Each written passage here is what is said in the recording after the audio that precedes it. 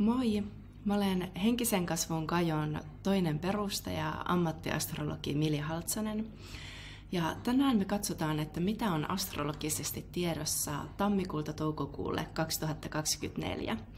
Mä suosittelen erityisesti sua kuuntelemaan, mitä tapahtuu sun nousevalle merkille, mutta pidä myös mielessä, että mitä sille aurinkomerkille tapahtuu. Ensinnäkin vuosi alkaa meillä kaikilla kollektiivisesti upealla tapaa, kun sekä Jupiter että Merkurius lopettavat vuoden alussa perääntyvän liikkeensä. Ja tämä nyt tarkoittaa sitä, että jes, vihdoin asioita alkaa tapahtua. Varsinkin 4.1. kun Mars siirtyy Kauriin merkkiin, niin se voi tuntua sillä, että nyt on aika suoristaa ryhtiä, laittaa hihat heilumaan ja niin kun alkaa tavoittelemaan niitä meidän tavoitteita, mitä me halutaan tulevalta vuodelta. Voisi sanoa, että uusi vuosi, uusi sinä, että kyllä tässä on hirveän energinen startti kollektiivisesti meille kaikille tulevana vuonna.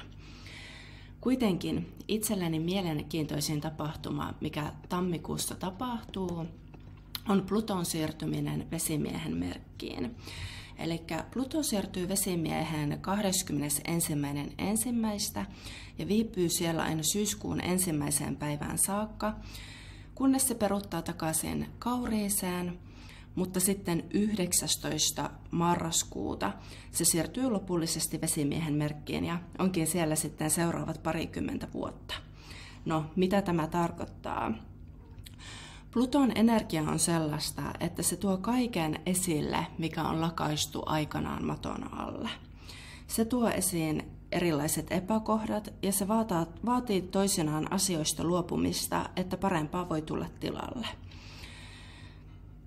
Tämä Pluton siirtyminen Vesimiehen vaikuttaa kollektiivisella tasolla, eli meihin kaikkiin, mutta tuolloin tammikuun lopussa olo kevenee, koska tämä Pluto tuo aina mukanaan semmoista tietynlaista paineen tuntua, niin olo kevenee erityisesti Kauriilla, Ravulla, Oinalla ja Vaalla.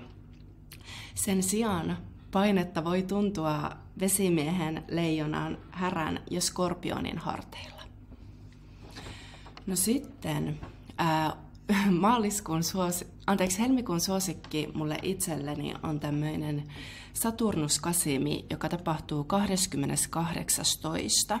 Eli aurinko ja Saturnus kulkee käsikkäin taivaalla ja onpa siellä Merkuriuskin sekoittamassa soppaa. Nämä kasimit on aina uusia alkuja ja nyt kun Saturnus on mukana, niin tämä tarkoittaa, että mukana uudessa alussa on myöskin sitoutumista. Kasimi tapahtuu kaloissa, eli ehkä unelmat alkaa saada konkreettista muotoa, ja nyt kun Merkurius on mukana, niin ehkä me ollaan oppimassa uusia asioita. Tämä kasimi vaikuttaa erityisen myönteisesti muuttuviin merkkeihin, eli kaloihin, neitsyöseen, kaksoseen ja jousimieheen. Maaliskuussa mun oma suosikki astrologinen tapahtuma on, kun Venus siirtyy Kalojen merkkiin. Ja Venus viihtyy tosi hyvin Kaloissa, se on siellä ylennyksessä. Ja tämä nyt voikin olla sellaista aikaa, kun rakkaus tuntuu oikein erityisen hattaraiselle. Tämmöistä niin kuin siirappista rakkausaikaa kestää noin 3-4 viikkoa ja se vaikuttaa myös erityisesti muuttuviin merkkeihin, eli Kaloihin, neitsyöseen, kaksoseen ja jousimieheen.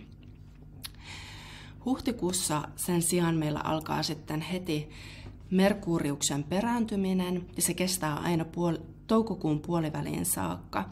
Nämä perääntymisjaksot on aika usein ihmisille tuttuja ja tiedetäänkin, että silloin on haasteita erilaisen kommunikoinnin ja liikenteen kanssa ja ylipäätään kaikenlaisia hidastuksia. Se onkin hyvää aikaa täsmentää jo olemassa olevia projekteja. Nyt kun perääntyminen tapahtuu Oinaan merkissä, niin ehkä tämä saattaa tuoda mukanaan yhteentörmäyksiä, ehkä joudutaan aloittamaan joitain projekteja alusta. Kuitenkin eniten tämä perääntyminen vaikuttaa Oinaaseen, Vaakaan, Kauriiseen ja Rapuun. No sitten toukokuu on mun mielestä kaikkein upein kuukausi tulevalta vuodelta. Ja se johtuu siitä, että meillä on valtava määrä planeettoja Härän merkissä. Ja härkähän on tämmöinen eläinradan nautiskelija, joka osaa elää hetkessä ja Ja mä luulen, että on sellaista aikaa, että meidät kaikki valtaa kesän odotus ja siinä on jotain semmoista niin kuin hyvää väreilyä tänä kyseisenä aikana. Ehkä me hidastetaan myöskin vähän tahtia, kunnes sitten toukokuun lopussa Jupiter siirtyy Kaksosen merkkiin ja sitten me voidaan tuntea taas, että vauhti alkaa vähän kiihtymään ja kalenteri saattaa alkaa täyttyä erilaisista kesän tapahtumista. Kuitenkin mä luulen, että ne on pääsääntöisesti positiivisia ja kivoja juttuja. Kuitenkin, vaikka Jupiter edustaa kaikkea runsautta ja onnea kartalla, niin se on taipuvainen myös ylilyönteihin.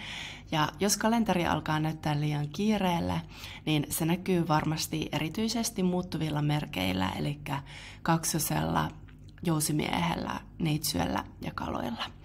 Mutta kaiken kaikkiaan on tulossa kyllä ihanan oloinen alkava vuosi meille kaikille. Kiitos paljon, että jaksoit kuunnella ja ihanaa uuden vuoden odotusta.